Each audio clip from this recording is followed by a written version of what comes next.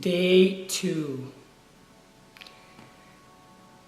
So yesterday mid-afternoon, I was playing a card game on my iPad with someone online, and then I lost, right? I lost. And I don't know why. It's just a game, right? I mean, I don't think otherwise about it, but I just started like tearing up, like bawling. Inside me, something in me was just like,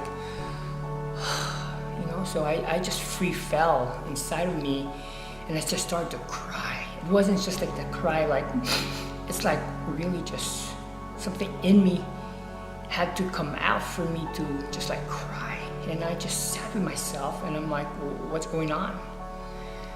And what came out of that eventually, 45 minutes to an hour was like, I felt like I was really ruined last night.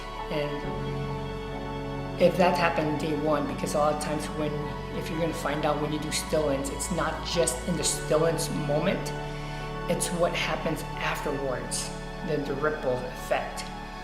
And so as of yesterday, I'll show you the quick stuff that I'm changing also starting today. So I'm not going to do stillness just like in the moment, like every morning, but I'm finding out even yesterday because I did probably 2 more stillness, like 2 more hours in different times. And I think like this whole odyssey for me is life is calling me just to get back to the place, to a place where real foundations can be built. And even though this year 2017 is my ridiculous year, meaning the redesign, rebuild, and reclaim, at that time, 2016, I was thinking like, yeah, this is what we gotta do to redesign, to rebuild, to reclaim life. And then what I'm now realizing, it's not about doing, it's not about like building and striving. It's more about just letting go, And because in that surrender, in that letting go, that's where you're gonna find like things will start to unfold on its own, almost with no effort, and it's gonna be better than I imagined. So I will be doing that. I'm not going to put too much attention or strictness on like I gotta do this first thing in the morning, which I will do anyway. But if it calls to me, I'm just gonna sit it out and be in stillness throughout the day. Yeah, but yesterday it ruined me because what I had in plan, like something I was looking forward to, life is asking me just to let it go too. So right now I'm on hold, like I freaking have no idea what I'm gonna do. And and that's okay. I love that. That's okay. Because I know, because we always, like and I'm sure other human beings, we always look at what we're gonna lose when we give something up, right? Whether it be a relationship, whether it be the future image of what we think we want, we always look at what we're gonna lose. But rarely do we find out, or rarely do we kind of see like what we're gonna gain, because we can't see it. But life is really pulling me more and more just to trust life itself more than ever. And I talk about the cocoon and the butterfly. I feel like even in day 1, I'm already inside the cocoon, and there are things happening inside of me already where I can't even explain it. I can't even put into words, but I really feel like more than last year, like things are already being redesigned, or being rebuilt, and I'm really reclaiming things that I've lost that I don't even know I've lost. I mean, do you feel that? So it's like a trapeze on the carnival circus. I'm like in the air, right?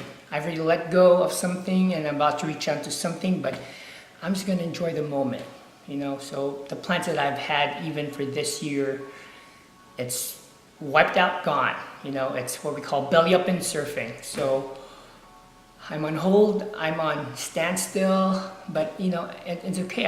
I delight in that. I am delighting in this moment now.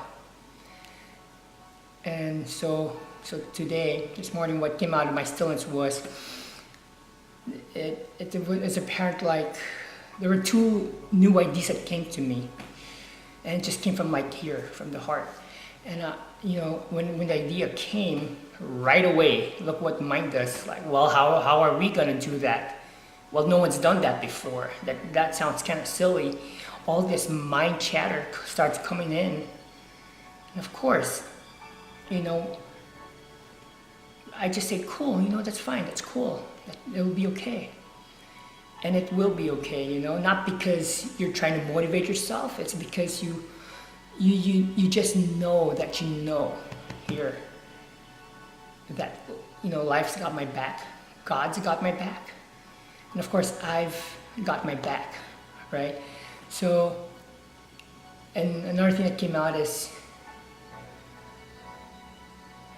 sometimes we search, like there are like I have this habit of, like, for some reason, like, imprinting people to songs because of like a memory we've had, or the time that we spent, whatever time. And so every time I hear the song now, I remember a person or a group or something, a memory, right? And sometimes you try to reach out to the past to have that moment, to have that relationship, or sometimes you're thinking like, I need to reconnect with someone, but really it's just for you, like, to feel that you're okay in the relationship, and that's still like an attachment. So you feel like you need that relationship to be okay, for you to be okay. And the thing is that if you need a relationship to be okay, for you to be okay, then that means you're not standing on just yourself. That you're still looking out to the world and reaching out for things to make you feel okay. I mean, we see it in like, well, if I achieve this, if I get that dollar figure, if I do this with my body, if people like me, then I'm going to feel good about myself. But we also don't see the addiction of like what I used to have a lot, like before, like helping people, right? Telling them this, telling them that. And that's why I really believe, like, more than ever, it's like, in a way, the marketing is kind of like the makeup of like your product or business. And that's why I've been, over a couple of years, just like shying away from it, because I know we are missing the soul part of like even marketing. Because really, now that I think about it, the marketing will come out of the very truth that comes from you. And so, this video might not make a sense, and that's good, because that's the mind, this sense. But I will be looking back at this video and I'll be like, oh yeah, that's it. So, wow, I mean, just day 2, and I already feel like, I just feel like a ball of mesh that's just like, and like yesterday, day 1, I'm just ruined already. I'm ruined for life. And for some reason, I'm loving that. I delight, I revel in that. And now there's that like excitement where it's like the unknown, but knowing fully and completely that whatever's out there, it's going to be to the degree that I allow myself, that I'm open to it and I'm willing to it. Because life can only reflect back to you what you're putting outside. And I really believe it's time for us to stop striving, to stop just putting like force things to make it happen.